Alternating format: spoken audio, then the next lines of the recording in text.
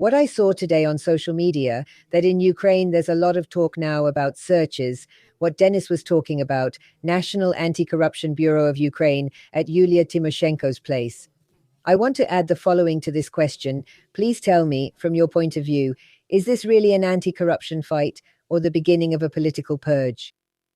It's a mix of politics and corruption, though I won't call it a purge. Look, there's a clear recording with her voice, and of course she'll say it's artificial intelligence.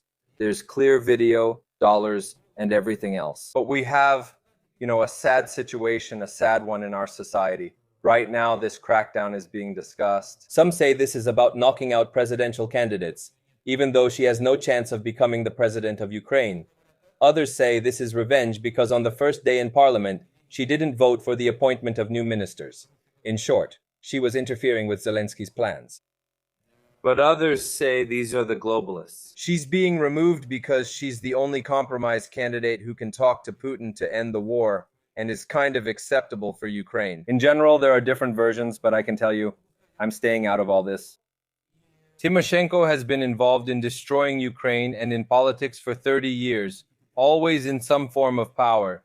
She hasn't carried out any reforms. In my view, her party, faction, and entourage are all corrupt. There's nothing more to add. It's funny people still believe fairy tales like Tymoshenko, especially in rural areas where she targets them. Overall, it's sad. I have another question about Tymoshenko. In your opinion, Dennis, why has National Anti-Corruption Bureau of Ukraine become active against Tymoshenko right now? So is this just a pure coincidence, or is it a signal to other political players? No, it's definitely not a signal and not a coincidence. It's systematic work that has been ongoing. Hundreds of members of parliament are under investigation, some openly, some secretly. The entire parliament is corrupt. National Anti-Corruption Bureau of Ukraine has materials on about, well, let me put it this way, 150 to 170 deputies out of 350, that's half. That's why Tymoshenko just happened to be next in line right now. Tomorrow, someone else will be next. In fact, there's a lot more to come. There's simply a theory that National Anti-Corruption Bureau of Ukraine is under the globalists. Indeed, the globalists created National Anti-Corruption Bureau of Ukraine, the Democratic Party. That was even earlier. But I can tell you, their work is overseen by the FBI under Trump. And not everything is, as straightforward as that phrase goes. Here, things aren't so clear-cut, not as simple as many people think. Let's see if Dennis has questions about Ukraine, and I want to ask you something about Americans. Well, as I already said, in the first days when they wrote about the searches at Yulia Tymoshenko's place, maybe I'm wrong. Didn't they mention David Arakamia there? No. No, not at all, right? There have long been various rumors about Arakamia, both related and unrelated to National Anti-Corruption Bureau of Ukraine, but he is not involved in this story. According to various sources, the so-called torpedo is a front person who was sent by Tymoshenko to make a recording. There were other members of parliament, those who had previously been accused of corruption. So, as I understand it, they were recruited, they made a deal. You do this for us, and you won't go to jail. Well, I'm simplifying it for people. And they recorded her. Yes, I listened to that conversation out of curiosity. She was whispering. Yes. She whispers unsure. Nowadays, with AI, you can say it either way or do almost anything you want. But on the other hand, I don't think there are many people who doubt that this could be possible. By the way, today I read that Ukrainian society, for some reason, has split into two parts, into two halves because of this. Supposedly, those who believe in it and those who don't, that's how much Yulia Tymoshenko. Because we've talked a lot about her on air, by the way. Yes, exactly, not as a down pilot, but as someone who really is unlikely to be able to claim any position of power today. But nevertheless, for some reason, they say that people are so worried about her. Is that really the case, Dennis? No, well, of course, right now, society doesn't want to believe it. You see, this is how I see it for myself. There are those people, very few of us, just a handful, who want to pull Ukraine out of this swamp, to explain something to society, to tell society something, to offer something, most importantly. And you reach out your hand to those who are in the swamp, and instead of helping you pull them out, they drag you down with them. They want to stay in the swamp of Tymoshenko's, Poroshenko's, Zelensky's, and continue wallowing in it.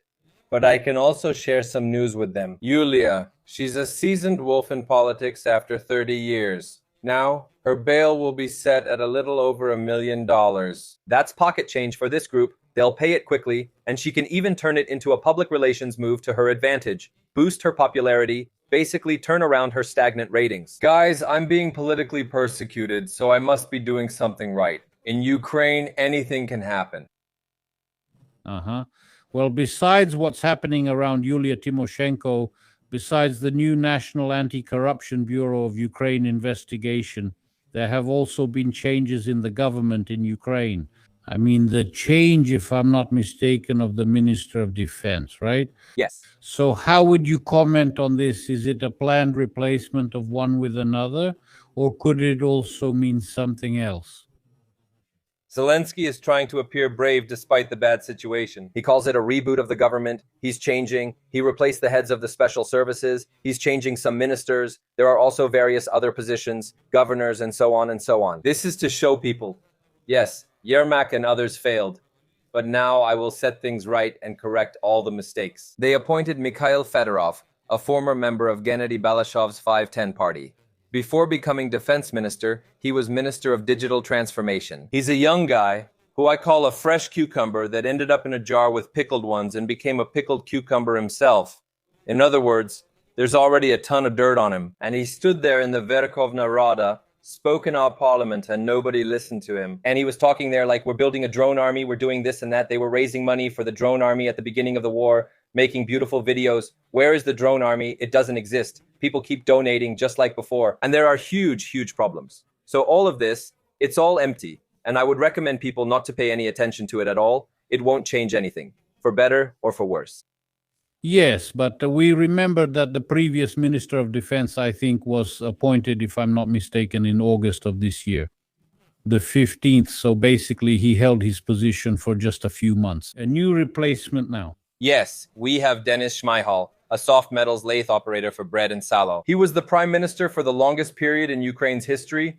Then he served the shortest period as the minister of defense. And now, I think he's been appointed as the minister of energy. So that's Ukraine for you. I don't want to say where they just move beds around and all that. You just mentioned Hennady Balashov. By the way, on the 11th, it was 2 months since Hennady passed away. It feels like 20 years have gone by, don't you think? Yes, I do feel that way. About the United States, since you are there after all. I've seen comments like that, where journalists interviewed Russians and Ukrainians on the street, both in Ukraine and in Russia. And the comment was like this: Trump is a scoundrel. How dare he violate international law in Venezuela? They do whatever they want. Americans have become arrogant and shameless, and Trump is a scoundrel. When will you finally strike Iran? Everyone expected it, but it never happened. Also, starting from the 21st, the United States canceled visas for 75 countries, including Russia and Ukraine. What is your attitude towards, the fact that I moved to America from Ukraine? We'll get back to the topic, but still, since you live in this country. These visas have been cancelled. All visas have been temporarily cancelled. The issuance of visas to everyone, except for specific categories. For example, tourist visas remain, and there are work visas and various others. Those are the ones they've temporarily cancelled. About Trump, whether you hit or don't hit, well, people will always behave like that. So far, I view all of Trump's actions in international politics, and almost all in domestic policy, positively. For example, I don't want to discuss America's internal affairs, but as for foreign policy, everything is great, and I hope it stays that way. Regarding the searches we just talked about, ask Dennis how these searches look from society's perspective, as a step toward justice or as pressure on the opposition during wartime. No, but as we discussed, opinions are divided. Some view it as political persecution, others as a fight against corruption. This is not a real fight against corruption. It is, without a doubt, I repeat, a political element as well, but we can't deny the fact that this actually happened. So, some people are saying, for example, Ihor Kolomoisky was already commenting from the courtroom yesterday. But I saw trolling in this, he says. She's a nobody. But for these miserable $40,000, they're bothering an elderly woman. That's basically how it is. I noticed more trolling than support here. And I saw it. Yes, even though he funded her campaigns. So why is he acting this way now? I have no idea. He has his own game, and he's probably playing it to save himself. Ask Dennis. If you look at everything that's happening, the war, corruption cases, conflicts within the elites, where is Ukraine headed in the next year? I mean, in 26. It could get closer to something good, or to complete disaster. As of today, I state the fact. There is a humanitarian catastrophe in Ukraine, especially in some cities of Ukraine.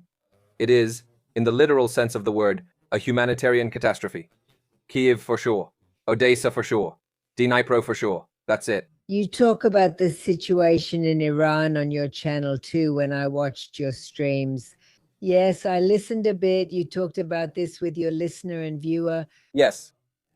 Now the United States is urgently deploying a strike group, an aircraft carrier, yes, Abraham Lincoln, to the Middle East. Yes. From your point of view, Dennis, is this a show of force or preparation for real strikes against Iran?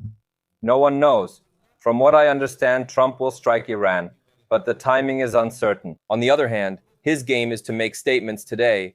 Well, I mean, yesterday he said they won't execute people anymore. Things have calmed down. It seems like there's a relaxation.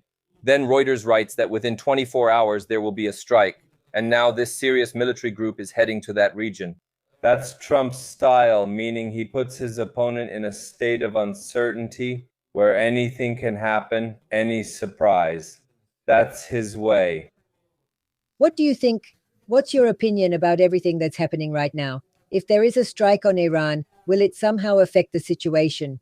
People say today that there's no such thing as a single isolated country, meaning what's happening between Russia and Ukraine, and of course the Middle East. Is it all connected or is it not related at all? No, it's all connected. It's all pressure on dictatorial countries, on countries that are, let's say, enemies of the United States. That's China, Russia, North Korea, all the autocratic countries that try to stick together. And of course, it's all part of the same chain of events and element of pressure on everyone. Trump stated that Volodymyr Zelensky, not Vladimir Putin, is the one holding back the peace agreement. What could this position be based on? Well, on communication with both of them. But again, this could also be a kind of, well, he said it because there was some reason to say it that way. This could be a signal to Putin. I criticize Zelensky publicly. Let's negotiate. Or things might worsen on all fronts. There may be other nuances, but Zelensky definitely doesn't want to end the war. During his last visit to Mar-a-Lago, we had a very tough conversation. His attempt to prove he's smarter than everyone else could end badly for him. His end will be sad regardless. Yes, but Dennis, you say pressure, right? An attempt at pressure. Tell me, is this attempt to pressure Ukraine more of a signal to United States voters, or is it a kind of bargaining chip with Moscow? There's no pressure on Ukraine. How is Trump pressuring them? I don't see it. Well, you just said it yourself. No, Zelensky and Ukraine are different things. He's putting pressure on Zelensky. Uh-huh. Oh, I see.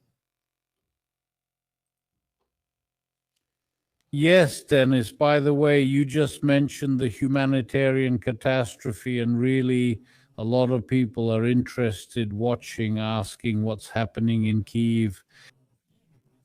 You probably have a lot of acquaintances and friends. So what is the real situation in Kyiv today? Because not long ago, I caught a stream by Roman Sambalyuk. He was saying that he was incredibly lucky. Right now, his apartment is, I think, plus 8 degrees Celsius because something was still working for him. But a lot of homes today just aren't being heated. People are really in the cold, and there's no electricity either.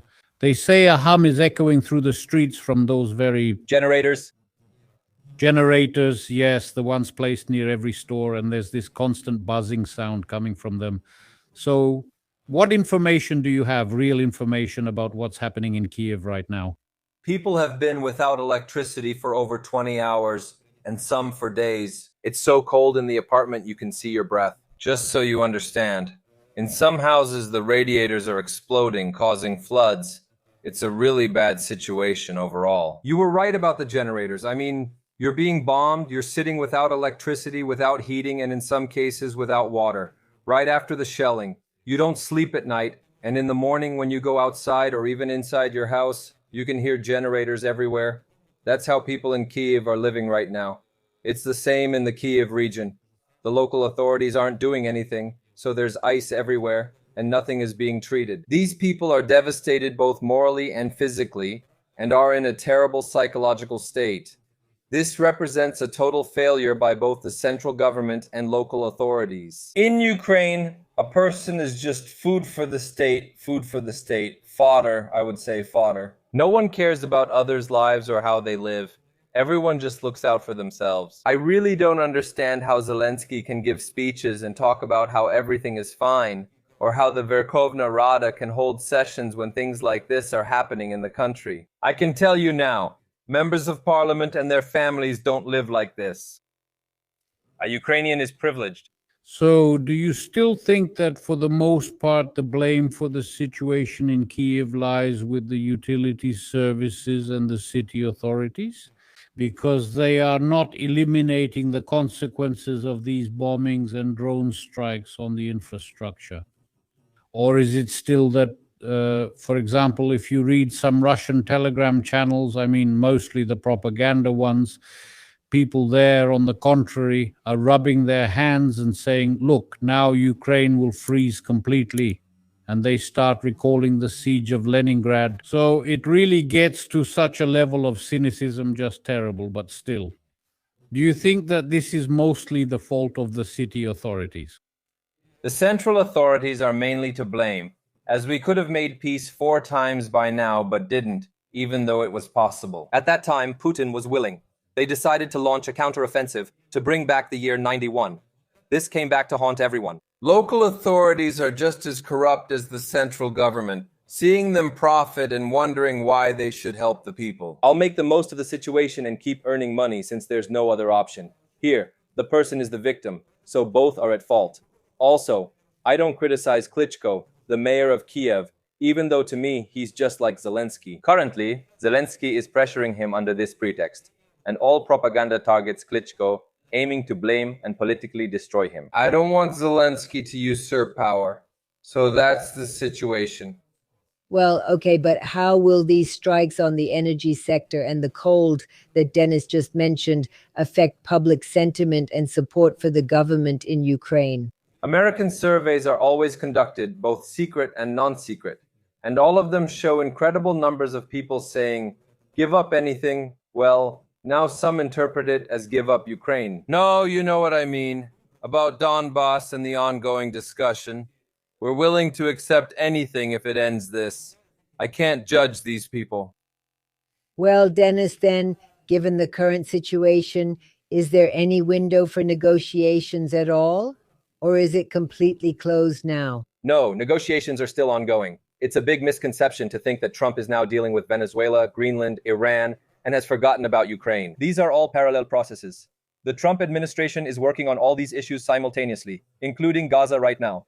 Vitkov just spoke, and the second part of the plan for Gaza will be implemented soon. Work is going on everywhere, things are really busy. Now Kushner and Vitkov are flying to Moscow again to meet with Putin and talk. All of this is happening right before Davos, which opens in just 4 days.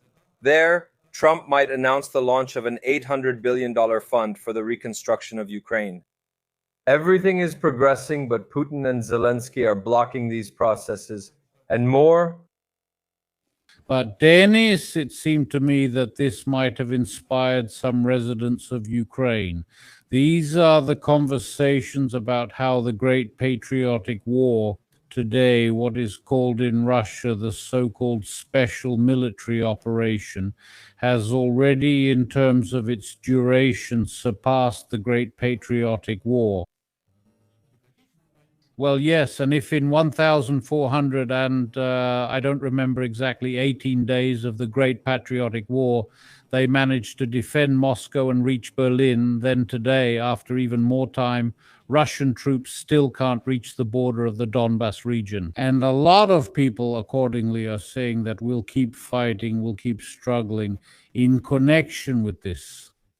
No, that's what those who aren't actually planning to be in the trenches or aren't there say. Well, of course. So they're hypocrites, of course, and they do exist. And just recently, like 20 minutes ago, someone sent me a video of girls being interviewed on the street. They say, Zelensky is the best. We need to keep fighting the war. Some people are definitely like that. You mentioned the Great Patriotic War. I can tell you what life was like for a person back in 1941 to 1945. They had nothing.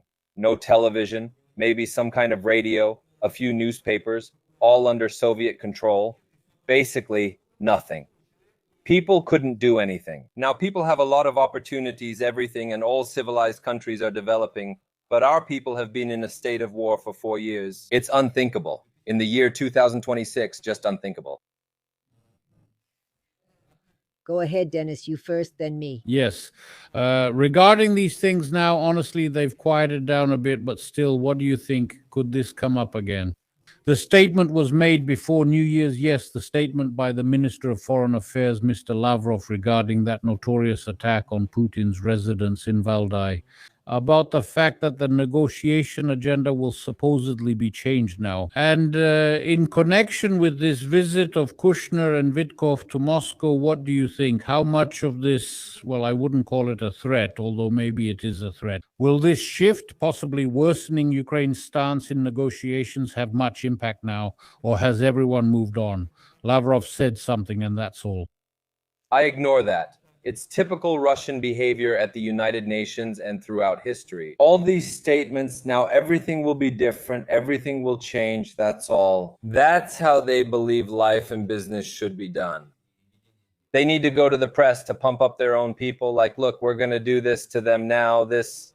For me, for example, it's just informational noise. People like Peskov or Lavrov make statements, but I ignore them.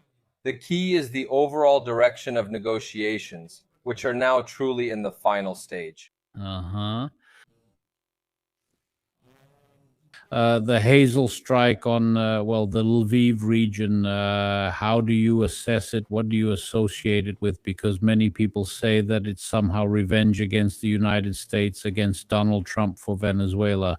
So Russia has to show something. That's why they struck. And some people think that this is just another, let's say, attempt to intimidate Ukraine specifically to show that they can do this too. How do you assess this strike? That's the most popular version. First of all, it's important to note that the Oreshnik had an empty warhead. Yes. It was a strike on Lviv. That's the most popular version in Ukraine. Putin is intimidating the European Union, especially near its border with Poland, which is why the strike happened. Honestly, I don't want to guess the reasons.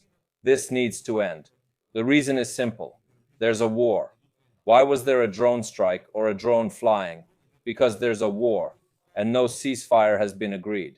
That's it. Rabbi of Dnipro, Kamenetsky, you probably know who I'm talking about, said that the war in Ukraine will end today. Where does this date come from, and why does he say that? He's there. People keep asking me during my streams, but I don't want to speak for him. He makes 3 or 4 predictions, bases them on something, and that's a question for him.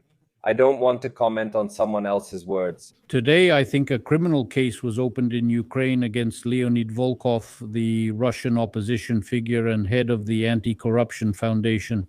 How do you view this scandal, these accusations against Volkov, and the whole story with Denis Kapustin?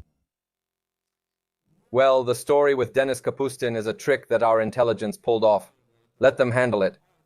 As for Volkov, I tried to look into the information, and as I understand it, he wrote his opinion about Kapustin, Budanov, our Podolyak, and some other figures somewhere in a private conversation. In Europe, they're almost about to deport him, and in Ukraine, they've opened a criminal case. Well, that's them. It has nothing to do with democracy. As for Volkov, maybe he's the worst scoundrel. Based on what I know, this doesn't seem like democracy. The person just shared a personal opinion, perhaps not even privately.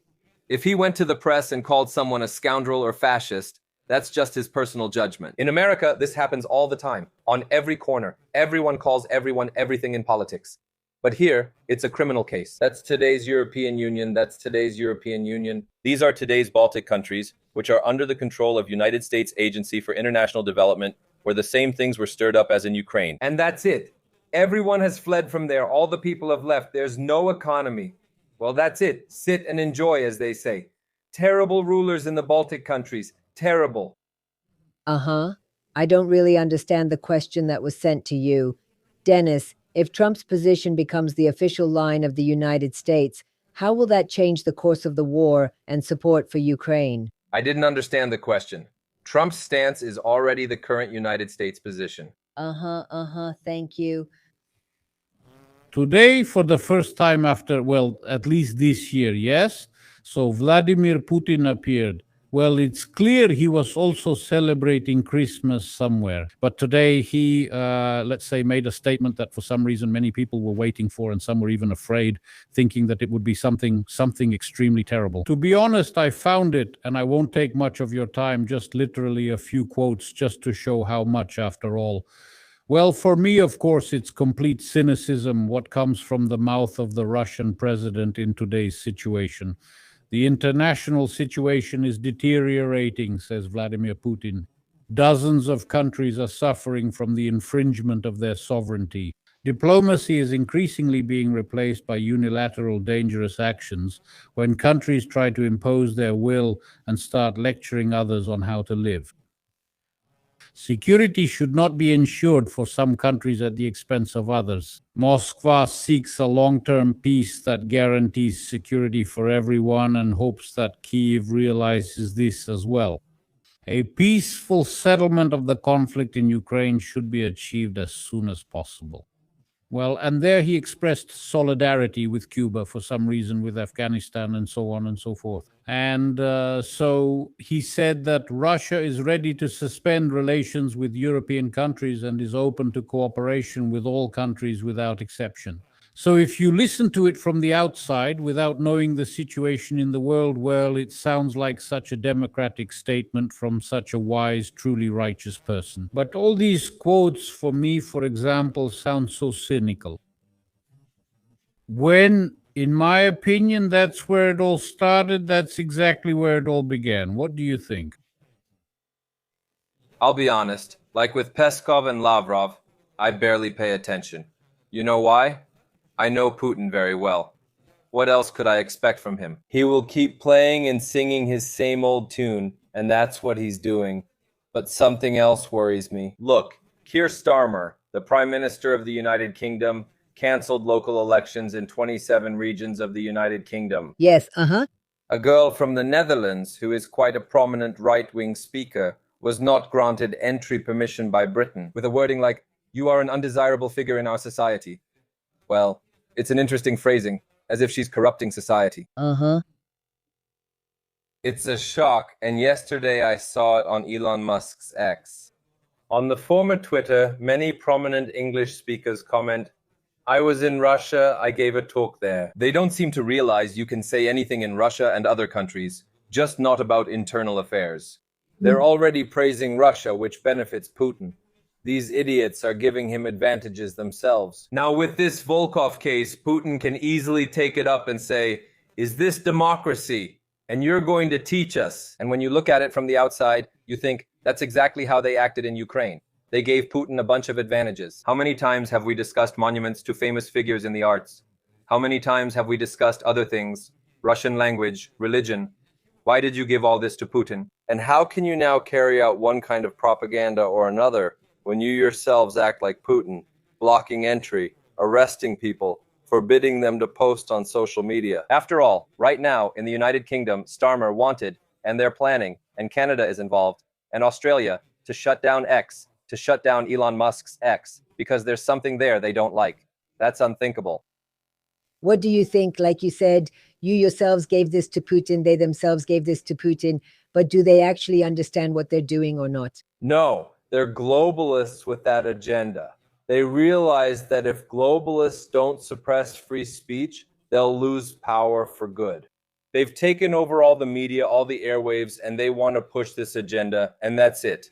In the end, it's almost the same as what Putin does. Well, yeah, probably they don't torture people, they don't attack neighboring countries. But when it comes to their own citizens, they've burdened them with taxes, imposed censorship, pushed people into a corner, and that's it.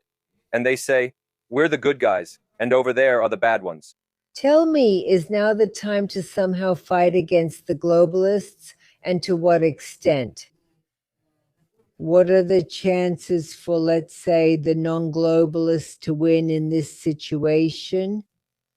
Chances are high, and the struggle is ongoing. Elections are needed in Europe, especially in France, Britain, Spain, and Germany. When right-wing forces gain power in Europe, things will improve and stabilize. And really, the only ones with resources actively fighting are Trump and Musk against the globalists. Then I have a question for you. No one knows, as everyone is saying now, what Trump's true plans are. Yes, or rather, the president's, well, yes, the president of the United States. But everyone is sure, and you just said it, that the first fighter jets and missiles will appear over Tehran within the next few hours, or at most, days. Where does this confidence come from that this will happen, and why are people expecting it? How will this affect the situation, not only in Iran? No, well, it was Reuters who announced that they had information from some officials that Iran would be attacked within 24 hours. They released this to the press. Well, the regime of the Ayatollahs needs to be overthrown. If the regime of the Ayatollahs is overthrown, Iran will return to the life it had before the Islamic Revolution. Then it will be a country that will cooperate with the Western world, with Western civilization, and not with dictatorial countries. And this is a geopolitical defeat for Russia and China. For example, Greenland. And probably Canada too, right? Well, I would like that. You know, there are big, different events ahead, so to speak. And of course, Canada and the United States of America need to be together in this situation. It's the economy, and it's a huge, physically huge territory. I mean the confrontation with China. But right now we see a completely opposite picture. For example, at this very moment, Prime Minister Mark Carney of Canada is in China and has already announced that Canada is entering a new era of relations with Beijing. Yes, by the way, this is the first time in 10 years, and accordingly, as he says, he is holding fruitful talks there regarding cooperation and investments with China, and accordingly, he will also meet with Xi Jinping. So gradually, Canada is actually turning toward China, while Donald Trump, for example, said just the day before yesterday that he is absolutely not interested in Canadian goods or Canada as such. And as for this very Canada-United States-Mexico agreement, he is not going to sign it or negotiate at all. He just doesn't care. I have a big question about this. Yes, that's right. But why actually do countries that have lived side by side for decades suddenly have something like this happen out of nowhere?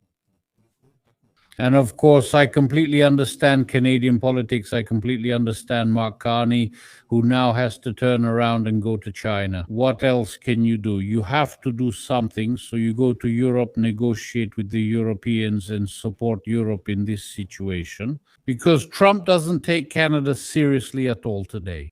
So it's not even a real country. It's some kind of pseudo country, just some bugs doing something over there. I don't care at all what's happening there, whatever. I don't get it. Two countries that are basically on the same continent. For instance, I don't understand your Prime Minister's actions. Me neither. I don't understand your Prime Minister's actions. We need to restore cause and effect.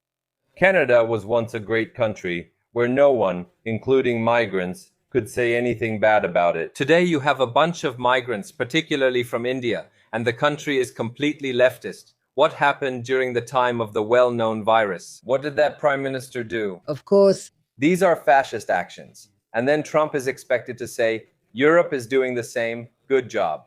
Ursula is also involved in a vaccine scandal worth billions of euros. Well, how? I agree with you. Moreover, as I was listening to Dennis just now, I was thinking, how might the President of the United States, Donald Trump, perceive such figures as Trudeau or Carney? So Dennis is now saying he's turning in that direction, but it would have been better if he hadn't turned or reached this position of power at all, so as not to look like a laughingstock in front of the whole world. Where did he go? What is he doing? But it looks so stupid, ridiculous, and ugly that I don't know what will happen to Canada. I think that Canada has only one chance to preserve its dignity. I won't name it now, but I think it's clear what I mean. Well, excuse me, Alexandra, we also need to add the security issue. In America, the Golden Dome system is being actively developed. It's a fantastic story, and by the way, Greenland will also be involved there. And the Iron Dome over the United States and Canada in the confrontation with China and, let's say, Russia. What's wrong with that? What's wrong with being friends and trading with each other duty-free? We need a new policy to give Canadians more freedom and prevent the destruction of Western civilization. I have many friends and acquaintances in Canada, so I know how people act there. It's also a country of immigrants. But when you come to Western civilization, please keep your traditions at home. Here, live as society accepts. If you prefer a different lifestyle, there are countries where people live that way. That's how it is. I can't just go to a Muslim country and say, guys, you're all living the wrong way. Let me show you how it's done. And if you discriminate against me, you'll go to court. And that's exactly what's happening now in Canada, for example. Yes, but Trump is distancing himself from Canada for different reasons. And for what reasons? And for what reasons? Well, you know, Well, for what reasons? well, maybe it's fentanyl or fentanyl, which he says is freely entering the territory. Including, of course, yes, that's wrong.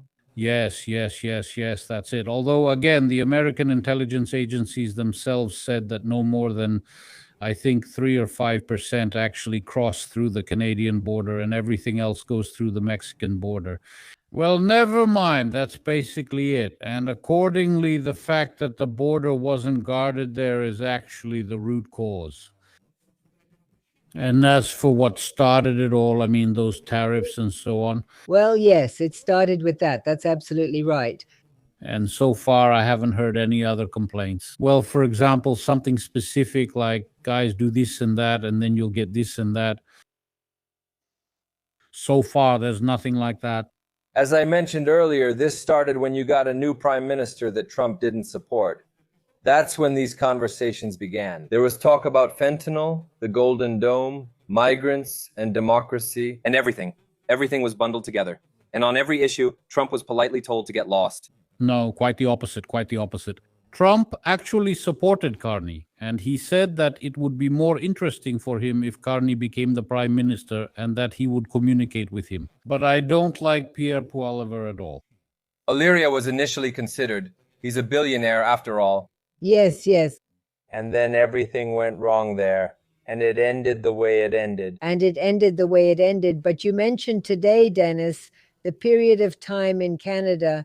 I mean, the Freedom Convoy, what was happening, and the fact that truckers were standing in Ottawa for 3 weeks. Yes, smart guys. Yes.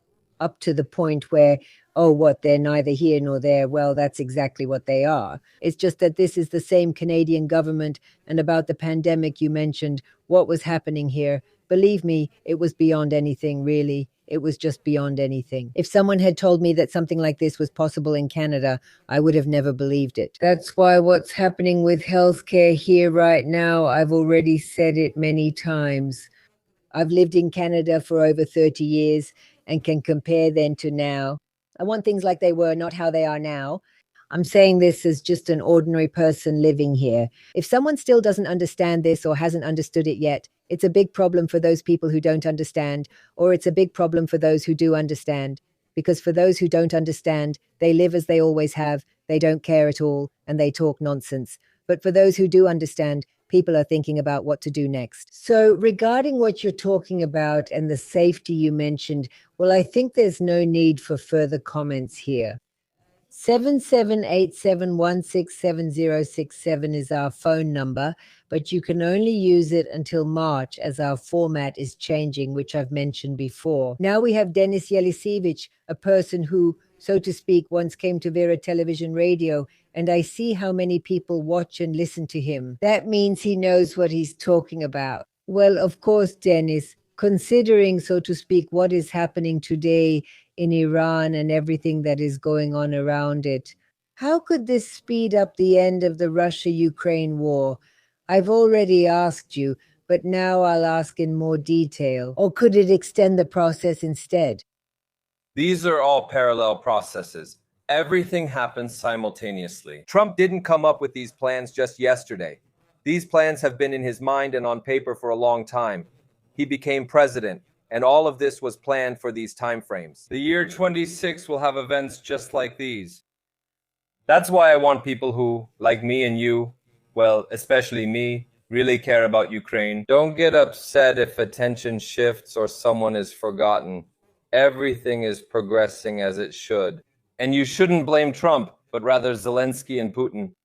They wrote to us that Kwardy is going to China first. then to Davos. Nothing personal, just business. Here, so to speak, it's more clear where he's going, why, and for what reason. But I think he shouldn't be traveling in that direction or with those people. Everyone should trade with everyone, but going to the communists, while rejecting the capitalists, going to the communists, that just doesn't make sense to me. Well, the question is, where else is he supposed to go?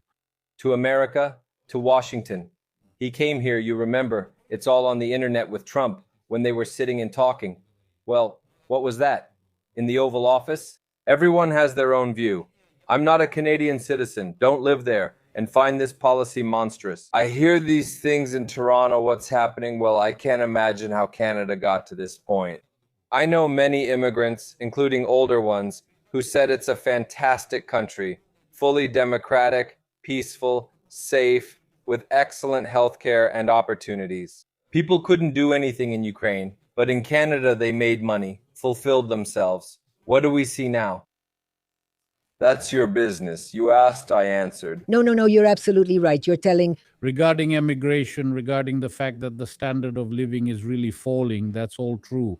But the question is, what should we do? We have to do something. Elect a right-wing prime minister? That's exactly right. That's exactly right. You see, what happened recently, and Cardi came to power, well, just nobody, really, from the point of view of a head of state, economic achievements, financial specialist, make him the finance minister, whatever. Well, what's the connection? Where's the estate? Where's the flood? I don't understand. Me neither. It's really a huge, great country. And when I look at Trudeau, at Carney, how can this person possibly lead a nation just based on his qualities? They're uninspiring, lack ideas, and just serve the globalists. Well, that's a big question. What should Canadians do? Now, Carney has come in for 4 years at least, right? So what now? What should they do? I'm not familiar with your laws. What are the options for early elections? Well, now there are practically none left. There were some, but we're talking about who the alternative is, and the alternative for us is the second largest party, the Conservatives, led by Pierre Poilievre. Well, Pierre Poilievre hasn't really tried to pick up the fallen banner. Uh-huh. Well, you see, I don't really know their motives and reasons that deeply. And then I also think that Trump, of course, played maybe not a big, but a rather nasty role in the elections.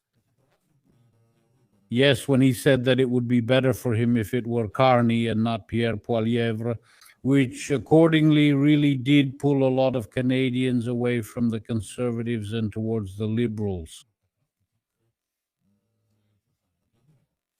So again, it's clear that I'm absolutely not blaming Trump for this in any way, because everyone should have their own head on their shoulders. There was no propaganda and he didn't push it, just mentioned it a couple of times. But as it turned out, that was enough for the Liberals to get the majority after all. Although it seemed like everything there, I mean, all the baggage and, so to speak, any possibility of trust had long since been exhausted.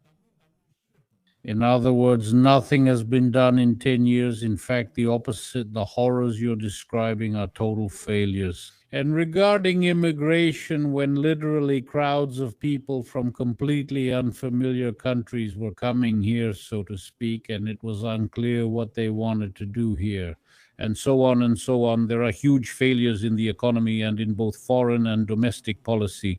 Well, it would seem that's it. Where else can it go? The level of trust is already completely exhausted, and here you go. This is exactly the same situation, by the way, Dennis, that once happened in Ukraine. I mean, during Zelensky's election, yes, when basically all Zelensky had to do was just, so to speak, pick up the power. Yes, from the floor where it was lying because, well, obviously the second candidate, Poroshenko, he had discredited himself a long time ago. That's why people mostly voted for Zelensky, not because he was great, but to prevent Poroshenko from winning. Yes. In this case, it should have been about the same, meaning people should have voted for Pierre Poilievre, even if they disagreed with him on something or, for example, didn't like him for some reason. But this is exactly the party that needed to be given opportunities, chances, because the Liberals have exhausted their chances, but what happened, happened. Yes, I agree. Dennis, here's the question. 1 second. All of Russia's resources are going to the war with Ukraine and Europe. A state of emergency has been declared in Ukraine's energy sector. In Poland, it was reported that in December, Putin tried to cause an energy collapse in that country as well, but this time using cyber attacks. Meanwhile, Ukrainian forces continue to attack key facilities, factories in Russia, and air defense systems in the occupied territory. What do you know about this? Yes, kamikaze drones frequently strike Russian targets. There is an ongoing war with constant bombings on all sides. Well, here they write that the frosts are to blame, the frosts that limit the actions of the infantry. And one way or another, Russian troops still haven't managed to fully capture Hulyai which Putin and Gerasimov occupied last year. Or is there another scenario? I'm not sure. I check the map reports often, and Russia is advancing confidently on the front. You know, they've captured 4,000 square kilometers in the 25th year. That's a lot. That's more than in 22, as far as I understand, at the beginning of the war. That's why they're hitting the energy sector now, taking advantage of the really sub-zero temperatures. It's very cold in Ukraine right now.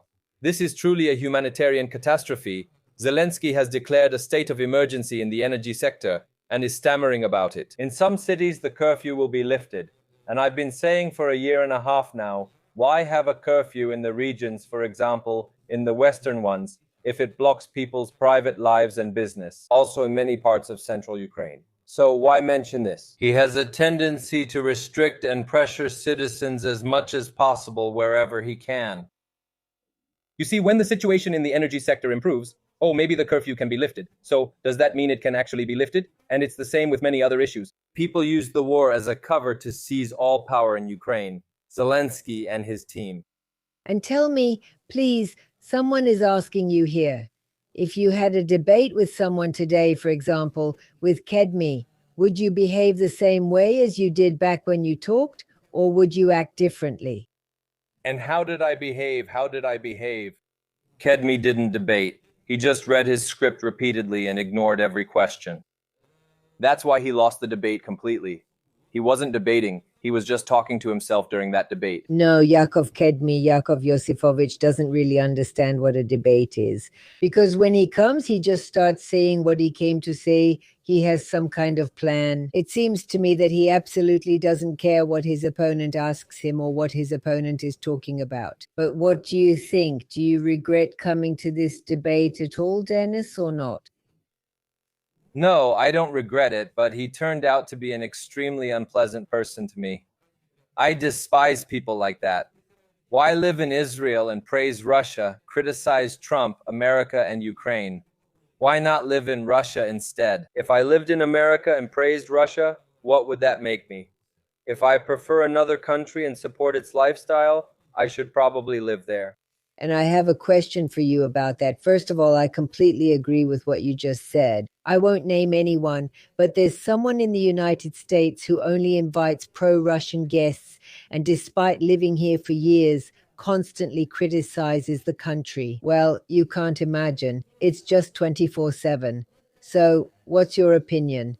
You know, on one hand, you were right in what you said. If I liked another country that much, I would just move there to live. Gathering your preferred audience is a bit like being an undercover agent, you know? It's one thing when Russians or Ukrainians say America or Canada is crap, pardon my language. But if, so to speak, I start promoting this idea while I'm here, can you imagine how many people will flock here from places where this idea is popular? How would you assess this situation? I'll say it again. They're scoundrels, and I despise them. I mean, of course you can live in this country. Sometimes life circumstances force you to move somewhere, or other opportunities don't allow you to live where you want. Or maybe it's some paperwork issues, that's all, but I'm talking about ideology. I mean, how can you criticize the Western world? And Israel is definitely part of Western civilization and its way of life. How can you criticize all of that while living in Israel and blindly praising a dictator aggressor? If you could see, Denise, when you say this, since you support the United States of America, they also write, what else can you say, Denis Yelisevich, so you won't be deported? as if someone is actually planning to deport you. Well, they're idiots. Let them write. Let them promote your channel for you. At least remember to subscribe to Radio Vera, so there's some benefit from you. That's probably the last thing they'll do. And the same goes for yours. By the way, I want to congratulate you because I see how your channel is growing. You already have more than 320,000 or more subscribers, and I see how many people are watching you. And by the way, it's interesting, Dennis, that these KEDMI debates I saw on your channel have already gotten almost 200,000 views. Why do you think this sparked so much interest? Well, they swarmed in, agents of the KGB who appear in the media are followed by bot farms. These are the Federal Security Service main intelligence directorate. These are huge, huge agencies with enormous amounts of money. When a speaker like that appears, they have to bring in tens of thousands of bots. Or send out a call in special groups where there are real people to overwhelm as much as possible so that if an outsider comes into the comments section. That's it. This one's the best, this one's worthless, and all of this worked for Russia. That's how it all worked. I saw the number of comments you had, how those comments outpaced the views, and the narrative was the same nicknames. They even did some analytical work there. I've just gotten used to all of this, and I see exactly the same thing happening on other channels. By the way, I've seen similar takeovers there, or like what happened with Hennady Balashov when he also had a fairly popular channel. And I think he had 500,000 or was close to that number if he had kept doing it. I've seen the number of people like what you're talking about now. What did you call it? Bot farms. Bot farms, yeah. Got it. Now it's bot farms and vatniks. Well, let's be honest, bot farms and vatniks. Well, yes. Well, here they write that Yakov Yosifovich Kedmi is not justifying the Putin regime for free, but we don't know that, and I definitely can't claim that. Or maybe he signed some paper somewhere. That's his job. We don't know that either. Well, yes, if today, for example, we wanted to, so to speak, when Roman Tsimbalyuk was here, I asked Roma about the fact that I had invited him many times to debates with you and with Balashov, but, so to speak, there was no answer. He said he would think about it. And if I asked you today, Dennis, who would you actually be interested in having a debate with on Vera Radio? If you don't want to name names, just give me a general idea and I'll arrange it. Yes, with someone working in Ukrainian propaganda for Zelensky, like Tymoshenko. We talked about Naki, who does something similar, meaning he criticizes some people, but he does something similar, just in the other direction, so to speak. He promised to get back to us after New Year's, so maybe he will. Well, yes, do you believe in the honesty of democratic elections? Of course, honest democratic elections exist. The world is going through tough times, facing events we couldn't have imagined 10, 15, or even 20 years ago. Many democracies today, even though they are still nominally democracies, are facing problems that they didn't have 15 years ago. Well, how could it have turned out any differently, given the kind of policies that were adopted, the ones the globalists started to push? It all started with Obama. Yes, there's a lot here. Dennis, go ahead and I'll look for something more interesting for you. Well, I just wanted to maybe focus on politics, specifically the politics of the last, let's say, 10 or 20 years. Yes, it really would have been hard to imagine even 10 years ago, at least on the international stage, that what is happening today. And even in Russia itself, inside Russia, even 10 years ago, much more was allowed, incomparably more than now. I don't know, by the way, how it was in Ukraine, let's say, those same 10 years ago. Was it possible? Could you say whatever you wanted? It seems to me that it was also possible, at least. To say whatever you wanted, yes, with a lot of problems. Let it be a quasi-democracy, but still a democracy. Today in Ukraine. No, there were different channels. I remember television channels in Ukraine. Yes, they belonged to different groups, probably oligarchic ones. Well, at least as far as I saw it back then, but still, yes, people were saying something, arguing. Today, of course, you can't do that, but still, it seems to me that the main reason in this situation is probably, for the most part, the war. Because imagining democracy inside a country that is at war that has been attacked? Well, honestly, I personally find it difficult, yes, because Explain how what I've said for years could harm anything now. How would it have hurt Ukraine if it was true and we lost? Does that mean hiding the truth is right? I'll tell you, Zelensky, Zelensky introduced a law on oligarchs before the war. Have you heard about that? What does that mean? yeah, I heard something about that, yeah. Here's the law about oligarchs, which is kind of for the people to show that we're fighting against the oligarchs, against the oligarchy. In reality, it was a scripted move to take television channels from oligarchs. For example, Akhmetov, who owned Ukraine's largest channel, Ukraine 24, simply handed in the license and shut it down, understanding it was due to the new law on oligarchs. Zelensky is a dictator. He always has been. Yes, the war just. He wouldn't have been able to do what he's doing today in front of the Western world without the war. The war gave him free rein. But let's imagine for a second. Well, a little later, because we have a phone call. Let's listen to it first, and then I'd still like to maybe continue this topic for a bit. Good morning, you're live. What's your name? Good morning, Dennis, and Alexandra. Good morning. Since we're talking about Roman Cymbalyuk, he recently came to Radio Vera, and after that, he released a very strange video on his channel. There are actually two videos where the title was something like, Roman Cymbalyuk uncovered a nest of latent Putin supporters in Canada. And there they used AI to draw faces for Dennis and Bodan, making it look like they were really shouting. So they put either a rooster on that thumbnail or something specific like that. Sorry, I'm laughing, but the thumbnail is honestly really funny. But the point is, it doesn't match reality at all, just like the title of this video, actually. And for me, this kind of behavior seemed strange because Roman always gave the impression of being such a calm, balanced, and objective person. But he came to a radio station that, well, it seems to me treats him with sympathy. Well, actually, like it does with everyone, and he had a rather polite discussion, although it's clear that, well, there is a certain tension between him and Bogdan, so to speak, but then he posts it on his own channel. Well, I'm sorry, I'm laughing. It's just that it was very funny. May I? And simultaneously. May I ask you a question? May I ask a question, okay? Yes. So you just said that Dennis Manzar, as I understand, and Bogdan look caricatured there. Well, it's strange to me that I wasn't there because, well, they should have also somehow disfigured me too, right? And drawn me there somehow.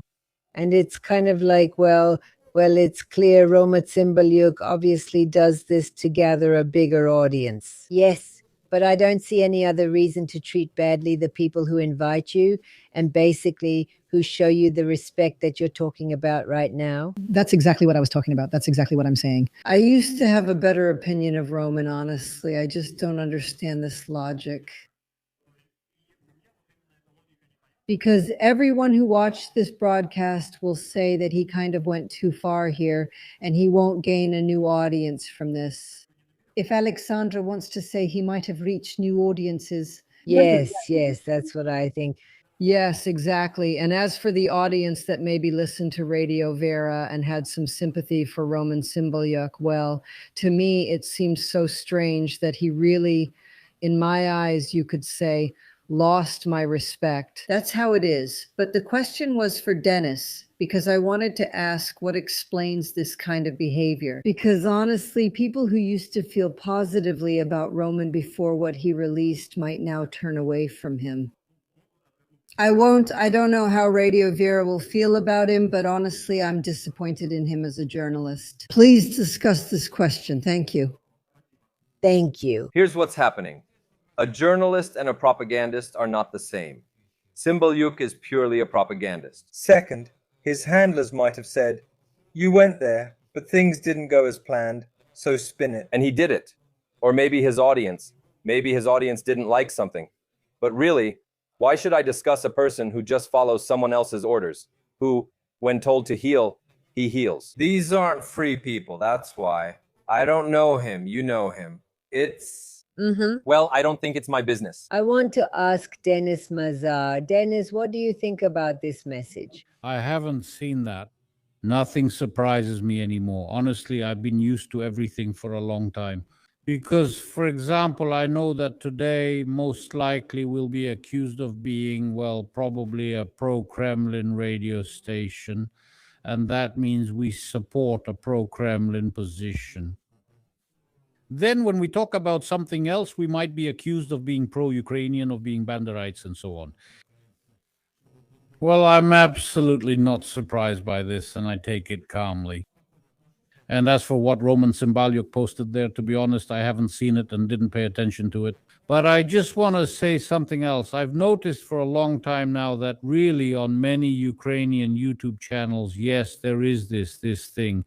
And with each day, probably with each month, maybe it becomes more and more. This focus on clickability, right? Some completely wild headlines that have nothing to do with what's actually in the video or what it's about. It's just pure bait. Yes, I noticed this a long time ago, and to be honest, I don't really like it either. That's because, well, actually the content and what they're talking about, especially since these are well-known, popular, and respected people, they simply can't say things like that. You understand this perfectly well, but there are many people who, for example, don't get it. So, for example, they see a picture, let's say, of Venediktov with a headline like "Damn Putin," even though he never actually said that, not even close. But for some people, that's enough for it to stick in their minds somewhere like, aha, so Venediktov says, damn Putin. That's just an example. I'm just saying, right? Honestly, I don't really like that. I don't know, this is probably the 7th or 8th time we've talked. I've never heard a single pro-Kremlin word from you or from Alexandra. Quite the opposite. So I've already formed my opinion about Cymbalyuk. I decided to check out what our listener was talking about. Well, yes, Bodan just sent me this video by Tarikanov. It's really cool, and quite a lot of people have already watched it. Yes, Dennis. Yes, well, maybe that's not exactly what I wanted to talk about. Let me briefly return to the conversation we had before Arseny called. For example, let's imagine I'm talking about democracy during wartime or, say, freedom of speech during wartime. Yes, this is more like thinking out loud, imagining, for example, that a war has started. Yes, Russia has launched a full-scale war, an invasion. And at that moment in Ukraine, for example, the same television channels are working just as they did before the war. Yes, debates about who is to blame, who started this war, right? Accordingly, naturally, there would be, let's say, voices saying that things are not so clear cut. Yes, I think this is very important, especially at the beginning of the war, who attacked whom, and even today, again, these debates are still going on. Yes, in today's speech by Putin, he very eloquently explained how war should be, how the world should live. Yes, but the big question is, why don't you live that way, and why didn't you start out that way? But there's an explanation here, yes, because NATO was advancing, because there was a threat. And in Russia, many people actually believe that if it weren't for Vladimir Putin, the blessed and radiant, then frankly, the damned Americans would have conquered Russia. That for some reason, Russia had always been under someone's heel until now. Someone always kept us from living, but then Putin arrived and fixed everything. Now, somehow everyone's life is better, just like that. Yeah, so there are a lot of questions, really. And I just imagined it. But if exactly the same thing had happened in Ukraine throughout this whole war, maybe everything would have ended much faster. That would be disastrous for Ukraine. Dennis, have you considered that? No, I don't consider that, because I went on YouTube while I was in Kyiv under rocket fire, a week after the war started. And back then, everyone could speak freely. At the war's start, only television was censored. The internet remained untouched, allowing all viewpoints which did not benefit Russia. Moreover, those voices in Ukraine who were saying things like Putin come or not everything is so clear-cut simply didn't exist. Someone in Ukraine who questioned the war's clarity on air early on would have been overwhelmed by the crowd, since it was obvious who was attacking. And the question of who started the war in the first place was never even raised in Ukrainian society. So here, you are 100% mistaken. Have people's attitudes changed now, Dennis? No, everyone knows that Russia is the aggressor. We're discussing the political process. I agree. During the first 3 months of the war, or even longer, no one considered talking politics. Why 3 months? Because in May, the Istanbul agreements were proposed, which were preliminarily signed, but in the end, they weren't signed or accepted for reasons that are already well known. That's what we're discussing. After that, politics took over. Stories about the counteroffensive appeared everywhere, with people drawing maps and speculating if it was happening openly or secretly, and so on. First, it was all about corruption, then everything centered on that, and everyone understood during wartime. Back then it was war, but now politics has taken over, and today it's all just 10 times worse. Freedom of speech must always exist. It's democracy's foundation, not an excuse. Even after Israel was brutally attacked, people there still spoke freely. Yes, so far it's still unclear who is to blame for all of this. No, and let people decide who's to blame. My point is this didn't cause Israel to lose the war. Lose? Yes. Well, according to your version, if everyone in Israel said whatever they wanted and democracy was unshakable at the start of the war, Israel still didn't lose the war because of that. No, well, that's trendy, but that's different. Here it's clear who attacked. And in Ukraine, it's not clear? It's not clear. How is it not clear? Well, it's not clear. I'll tell you, I was in Kyiv at that time, and I heard where the first explosion happened. And where was it? Yes, but Russian propaganda said something else. What was it claiming? In Russia, propaganda does whatever it wants. In Ukraine, no one doubted who attacked whom. Ah, I see. Everyone's a victim now. What they're saying in Russia doesn't bother me. I see. Maybe 70% are crazy. A comment for you, Dennis. Don't you know that Russia stood up to defend the Donetsk People's Republic and Luhansk People's Republic, which were attacked by the Ukrainian armed forces, disregarding the Minsk agreements? Well, I see. So, Yes, that comment already told me. Well, it's funny to discuss this. I mean, right now it's just the same as with Kadmi I was discussing. He didn't even understand what agenda I had. Am I supposed to justify Zelensky's or Poroshenko's policies to you now? I'm talking about who attacked first. How could Ukraine attack? Ukraine was bombing Donbass. Like bombing ourselves? That's just primitive propaganda. We shouldn't waste time on this. well, yes, about the listener who called us and told us about that Roman, about what he posted there. And with the comments, well, you were right, Dennis. Maybe he was asked to do it. Maybe it was his own idea. Well, it's hard to say right now, and whether it's important or not, I don't know. Well, what they're writing to you, like, didn't you hear explosions in Donetsk in 2015, Dennis?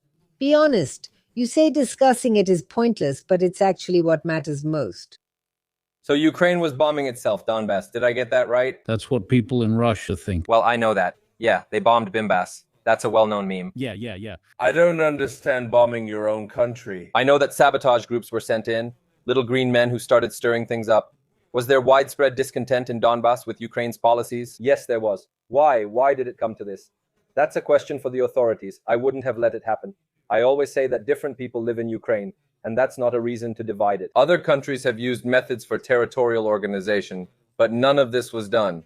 They were given nonsense instead. I don't want to get into that. None of this was a reason to start a full-scale invasion. By the way, Dennis, since we've brought up this topic, I mean the confrontation and these separatist movements in eastern Ukraine, in your opinion, what would have been the right thing to do in this situation? Because after all, something similar happened in Russia during the Chechen wars, both the first and the second. Well, mostly the first, not the second. No, the first Chechen war. Yes, back then too, on one hand, there were separatists, and then they very quickly turned into terrorists, yes, and so on and so forth. But we all remember very well, I mean, those who lived in Russia at that time, how Russia dealt with that territory. Actually, even then, no one had any questions. There was also an operation there which was called a counter-terrorist operation. A nearly identical situation happened in Ukraine. So in your opinion, what should have been done with these regions? Well, because many people believe that this was kind of the starting point of the confrontation, like if this hadn't happened. And indeed, the more time passed, again, mostly in Russia, Naturally, more and more people believed it, yes, if you ask anyone now, and I'm sure people will write about it in the comments, that it was the armed forces of Ukraine bombing themselves. They were killing people, Russian-speaking people, genocide, and so on and so on. And Russia only stepped in to protect them. It didn't start this war, it's finishing it. Vladimir Putin is a brilliant commander. He doesn't start wars, he ends them. So how would you answer this question, specifically regarding how Ukraine should have acted toward the so-called Donetsk People's Republic and the so-called Luhansk People's Republic? If Ukraine had adopted federalization in the early 90s, none of this would have occurred. Could you repeat that? You mentioned federalization. Was there such a demand, Dennis? You don't need to wait for a demand. In a society that allowed a dictatorship and incompetent leaders, there won't be any demand. Let's check my words with you in 2026. What demand will Ukraine have for these politicians? They need a general or intelligence officer from London. That's who they need. Russia's lesson taught them nothing. They'll still need those people. I don't expect demands from a post-communist society. It's unrealistic. Well, practically. I used to think the same way as you do, but now I see it's an impossible topic. Yes, Vyacheslav Chernovol was a Ukrainian politician who was killed.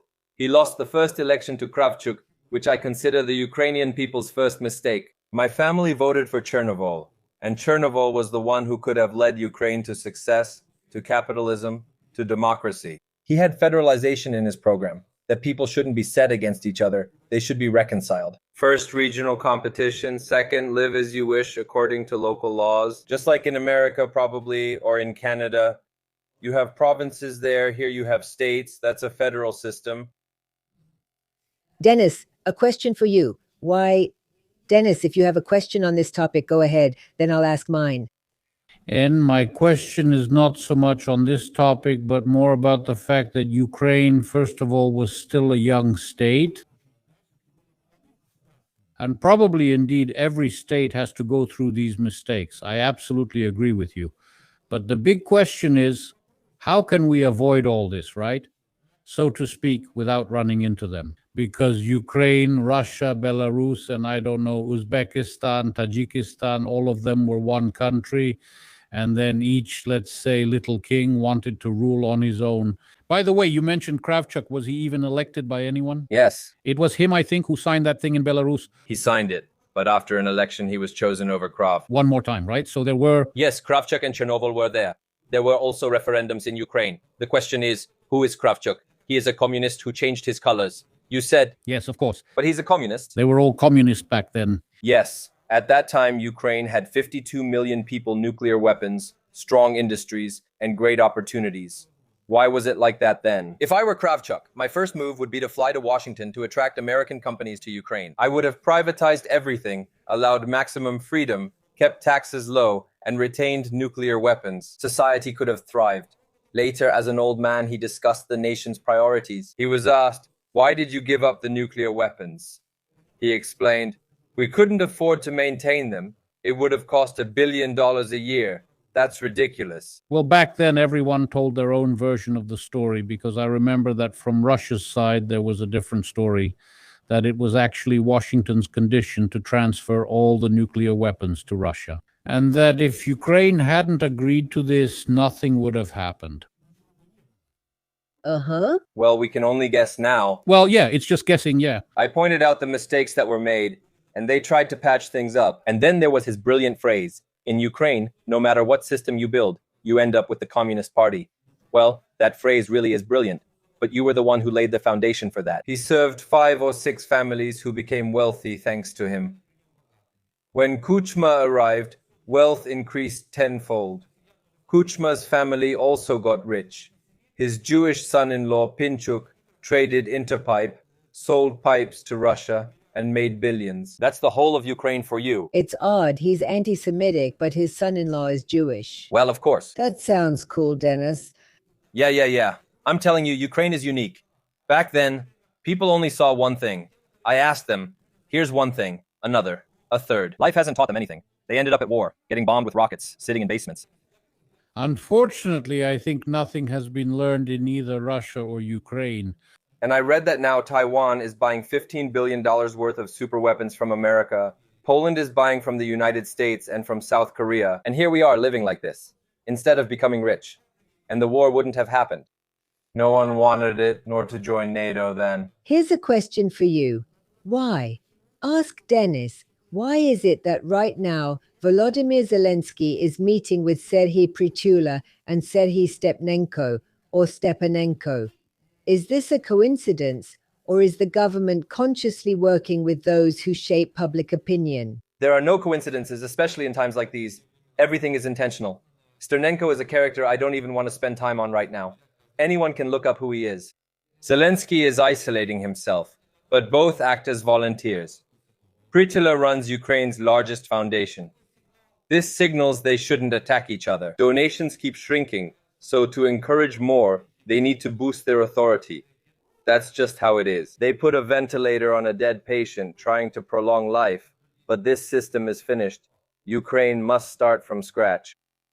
Isn't a series of such meetings an attempt to preemptively protect the authorities from criticism by popular volunteers and activists? They don't criticize them anyway. It's all one system of people who are making good money off the war. All right, one more question for you about this. Why does the president meet specifically with these activists and not with those who openly and harshly criticize the authorities? Because those who openly... First of all, I don't know anyone in Ukraine who harshly and openly criticizes the authorities. So there aren't any. There aren't any, of course. There are no such people in Ukraine. Why does he meet with them? They're all part of the same global system. They may not like each other, but it's still the same system worldwide. In war, everyone acts independently. Well, yes. Tell me, please, Dennis, the way you allow yourself to speak about the current Ukrainian authorities, how unsafe is it for you to do that? If you end up in political migration, then it's super unsafe. And here's the question. How do you assess your chances of returning to Ukraine, and under what circumstances? I've already discussed this. A change in government and some private details I won't share. Just a second. It's clear that everything is bad. Well, what can we do? Do you have a plan for today, how Ukraine can get out of the state of war? I've discussed this plan on YouTube for years and can't repeat it again now. We need to go for compromises and save what remains and live differently, that's all. But the plan of, let's people, bring things to a humanitarian catastrophe because I can't come to an agreement about the part of Donbass that's unfit for living? And am I supposed to keep telling you forever that we'll get back Crimea and all of Donbass? It's all ridiculous. Yesterday, a member of parliament from Zelensky's party, Mariana Bezuglaya, you might have heard of her, posted online. If Trump, I'm not sure if she was writing about Greenland or Iran, chooses to use force, then we'll never get Crimea or Donbass back through diplomacy. But why didn't you write how exactly we could get Crimea and Donbass back through diplomatic means? She missed the key detail, and that's what matters. I refuse to go along with this, telling stories and living off Crimea and Donbass. My beard is turning gray from all this, and I'm still talking about Crimea and Donbass. It's all just ridiculous. There is a part of Ukraine that exists, and it needs to be made rich and successful so that war never happens again. Period. But no one sets that as the goal. They suggest fighting forever, endlessly. Trump blames Ukraine for not wanting to stop the war, but what grounds does he have to claim that, and so brazenly? Surely Denis Yelisevich, who has a soft spot for Trump, understands why he says that. Because Zelensky doesn't want the war to end, he's doing everything he can to delay its conclusion, sabotaging Trump's proposals and solutions. Look, Trump, when it came to Donbass, they said, you won't recognize anything, we will. Not acceptable. Okay, let's make a free economic zone in Donbass. Not acceptable. Although, according to my information, it's already been accepted, and this will be partially announced in Davos. Why is a free economic zone as a compromise a bad idea? No answer. I'll explain why. How am I supposed to run in the elections? If I do, the opposition will say that I gave up Donbass this way. That's all there is to it. If Zelensky wanted peace, Ukraine would have had it by spring 2022. That's the truth. And after that, there were at least two opportunities to end the war when Putin was willing. Zelensky is also Jewish and Bandera is a hero of Ukraine. How is that possible? Yes, Alexandra, I've seen these characters in the comments constantly. Do I have to reply every time? I don't want to waste time debating with anti-Semites. Bandera is either a hero or a scoundrel. Propaganda tries to involve serious people, but I want no part of it. This propaganda really pulls people in. They're good at it, right, Dennis? Yes, not bad. I have to say they're pretty good at it. Now, putting Bandera on the agenda seems essential, but meanwhile, someone in Ukraine sits without electricity wondering, who is Bandera? Is he good or bad? How are Crimea and Donbass? We should reclaim them. People have been brainwashed with nonsense. They should focus on their own success. Dennis, what do you think, again, speaking about how we live today? I mean, how the whole world lives today, basically. That's just my opinion. Well, that's my personal opinion, that it's the Russian president in particular who, let's say, not that he crossed that line, because many people argue about that. Americans have really always been allowed a lot, and somehow everyone has always looked the other way. If the United States decides to do something, then they will do it. But besides the United States, no one else can do that. Well, actually, Putin managed to do it, right? And today, especially at the beginning of this year, we see that, well, everything has gone completely out of control. Yes, and what do you think? Is this really a new world order? What is it? Is there some kind of agreement, again, that many people are talking about the fact that almost in Anchorage itself, that Trump takes, so to speak, the Western Hemisphere and Russia takes the Eastern?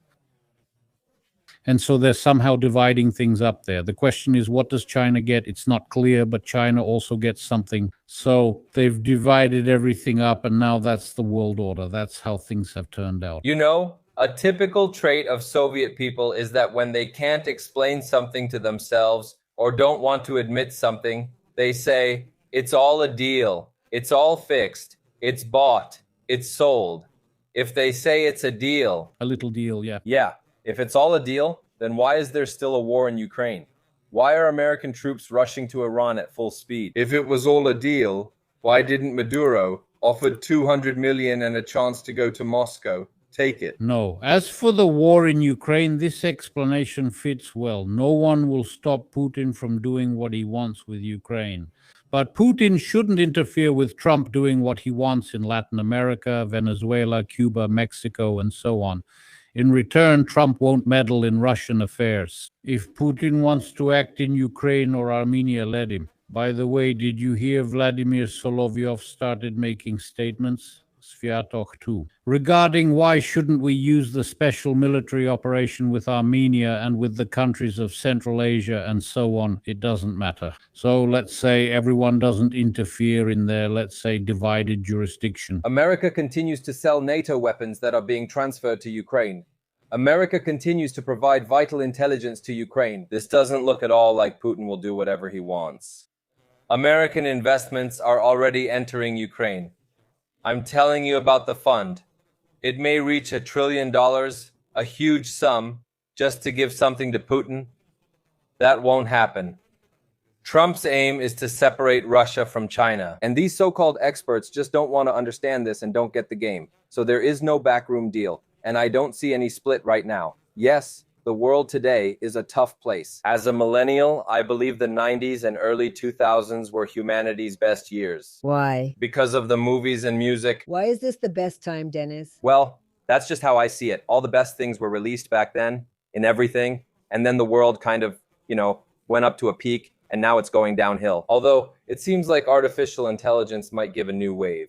But at the moment, I don't see it very positively. I look at how the current generation is. I have a few Gen Z people working for me, but it's really hard for me. Mm-hmm. Let's just say Z or they'll bleep it. Yeah, they might see it that way too. Yeah, Generation Z. So Generation Z. What kind of Generation Z works with Denis Yelisevich? Yeah, Generation Z. So so he slipped. It's hard to deal with. Well, they use technology here too, TikTok. I mean, kids are different now. Yes, of course. Do you know Dennis? Changing the topic? Not about Bandera? Have you heard of Bill Ackman? Well, of course, he's a billionaire. Yes. Well, so now I'm trying somehow. He knows some Russian, so I might interview him if I can. Well, you heard, right? He's a Harvard graduate. He managed to get the university president to resign, the president of Harvard, and currently he is compiling lists of students who signed petitions in support of HAMAS and is demanding that this list be handed over to, well, the top leaders. Here he writes, I have the names. And those who thought they could support HAMAS and remain anonymous were mistaken. I will personally ensure these people don't get into Wall Street, so to speak. He also demands these students be expelled from the university. This is the first example of something like this happening in all these years.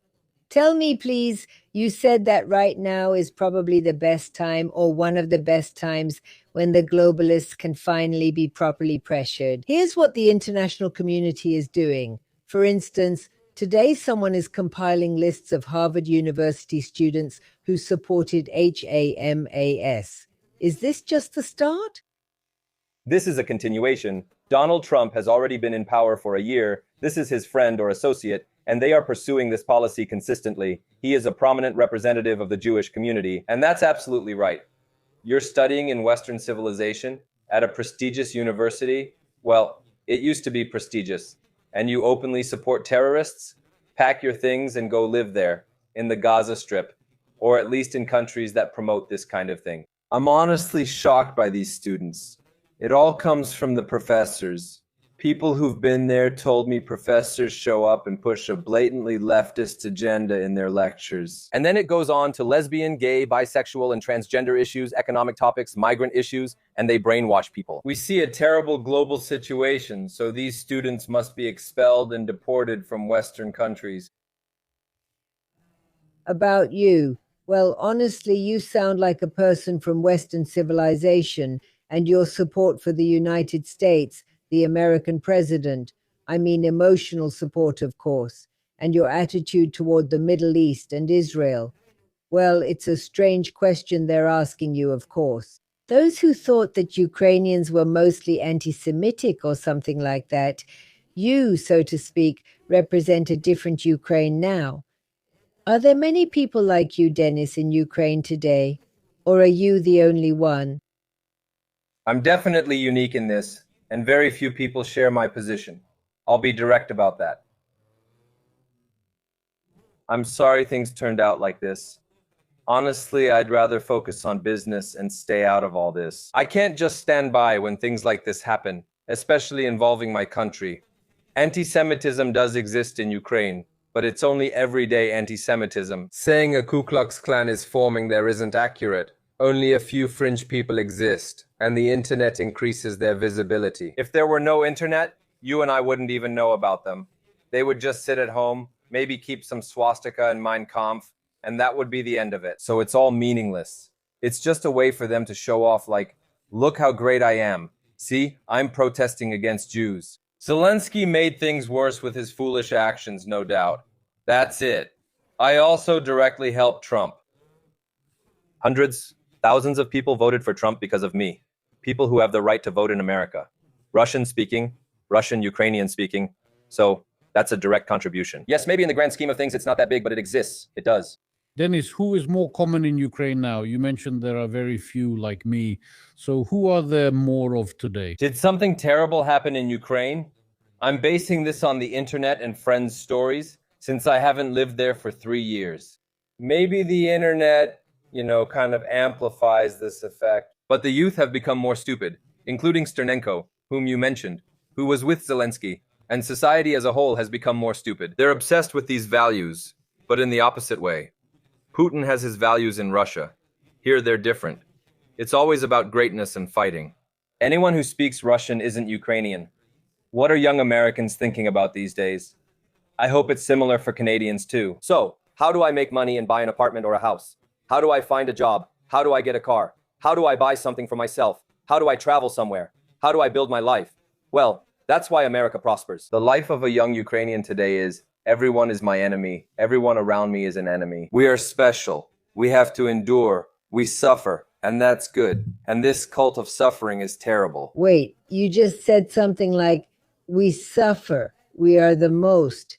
But don't Russians act the same way? That's exactly what I wanted to say. Of course, it's a completely mirrored situation. It's total darkness. It's like a virus. This obscurantism has completely come to Ukraine today. I keep mentioning this joke about being one people, and it's bitter to admit it's apparently true. The mentality is quite similar, yes.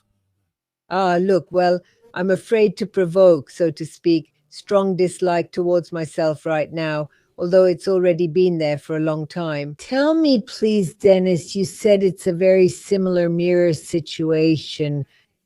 Yes. Well, answer my question. You lived in Ukraine. So why, if these are different countries, different peoples, everything, why is it so similar? Yes, a shared past. They mention the Soviet mentality. I agree. Yes, the Soviet mentality, a shared communist past and People's Commissariat for Internal Affairs roots. I lived in Ukraine for 34 years, where I was born, grew up, and became who I am. If I'd known I was surrounded by so many hidden People's Commissariat for Internal Affairs agents, I don't know how I could have lived there then. Now I see neighbors reporting each other, some to the Security Service of Ukraine for online posts, others to the Territorial Recruitment Center. Now people are threatening each other in Ukraine. I'll turn you into the Territorial Recruitment Center, you'll go to the front. What is that? And those very same denunciations that people used to write to Stalin, today, public opinion leaders have completely adopted them, and they are promoting turning in other people who don't speak the way they want. So today in Ukraine, it's completely Orwell's 1984 today. Telling the truth in Ukraine is considered extremism, just like in Russia, actually. And that scares me. So what is the war about? It's not about ideology, and it's not an existential war. It's a war of Vova against Vova. Now, starting from May 2022.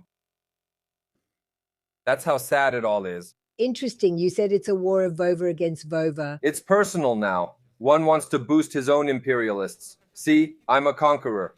The other insists he didn't run away. See how great I am for that. In Ukraine, there's grief and chaos from the latest shellings. I see photos and videos. My country is being destroyed daily by Putin's missiles and drones, and also from within by military bureaucracy, which is not the path they chose. Why? Because both can only rule by force. Just like we were discussing Israel and America here. They can't govern democratically, so they resort to intimidation. That's their only way, since democratic rule requires intelligence, ideology, and positive action, which they lack. What good has Russia seen lately, or what good has Putin done? Oil was $10 under Yeltsin and rose to $80 or even $100 under Putin. Yeah, that's what happened, and that's it. I just posted on my Telegram channel the ranking of the top 20 economies in the world, and the gross domestic product is lower than Italy's. That's all there is to it. You know, Dennis, I think a lot of people criticize you for not hating Putin enough.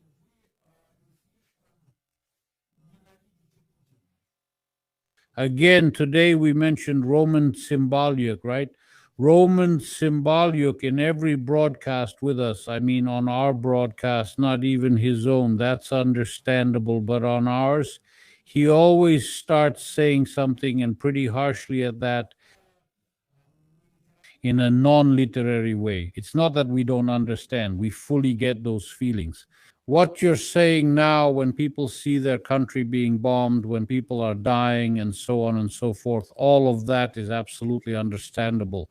And it seems to me that many people aren't exactly criticizing you, but rather reproaching you for not having enough hatred, that there's just too little of it. Yes, because I'm not a propagandist, but Roman Symboliuk is. His job is to criticize and insult Putin. That's what you're saying. In every broadcast, Putin acts like this. Yes, about Putin and everything else, but I'm focused on Ukraine as a Ukrainian citizen. Insulting Putin won't affect the Kremlin. My concern is my country. If it were powerful and rich, Putin might want something, but those wishes would stop there. Criticizing Putin is for propagandists, and this is an element of dumbing down, which I told you about regarding the youth. If Putin dies tomorrow, all the problems in Ukraine will remain. I stand by my words. If we go back to 1991 tomorrow, the problems Ukraine has today will still be there. But everything except the external threat. I hope that when Putin is gone, at least there won't be any more militant presidents in Ukraine. That's it. But we do have problems, and I deal with them as a citizen of Ukraine. Russians should handle Putin since he makes their decisions and they can influence him, or at least could. I focus on my own country, as I have no influence over Russia. By the way, let me ask you a question. Ask Dennis how he plans to live in Ukraine if he plans to, after more than 3 years in the United States. Won't that be depressing? Doesn't he think so? Not many people say this, but I feel what I feel, and everyone has their own purpose. So Dennis was just talking about how, so to speak, he is dealing with his own country and that Russians should deal with Putin and all their problems themselves. But I've never heard what you're writing now, that Dennis is pro-Kremlin. I'm just curious, how do you determine that? It's like putting a label on Radio Vera too. Sometimes it's called pro-Ukrainian, sometimes pro-Jewish Banderite, sometimes even pro-Kremlin. So when people, surely many of them, write to you saying that you're not patriotic enough for Ukraine, right? I paid millions of hryvnias in taxes in Ukraine and would still live there today. Even knowing war was coming, I didn't leave, close my business, or move my family. What are we talking about? What kind of patriotism? What kind of patriotism is this? Today, living in Miami, I could have forgotten about Ukraine the moment I arrived here. I don't do that. My family suffered because of it, even after I arrived here. You see, a pro-Kremlin person, I would even say, is an idiot, for the reason Dennis mentioned. If I spent 2 hours criticizing and insulting Putin, I'd just be seen as a super Ukrainian. Yes, by the way. That's all. Why am I, for those who came to see Kedmi, your last uneducated scoundrel? Because I spoke out against Russia, against Putin. But if I had spoken in favor of Putin, I would be the best in the world to them, the smartest, the most educated. I call people like that primitive crap. Pro-Kremlin. I'm a libertarian. I have a libertarian reform program.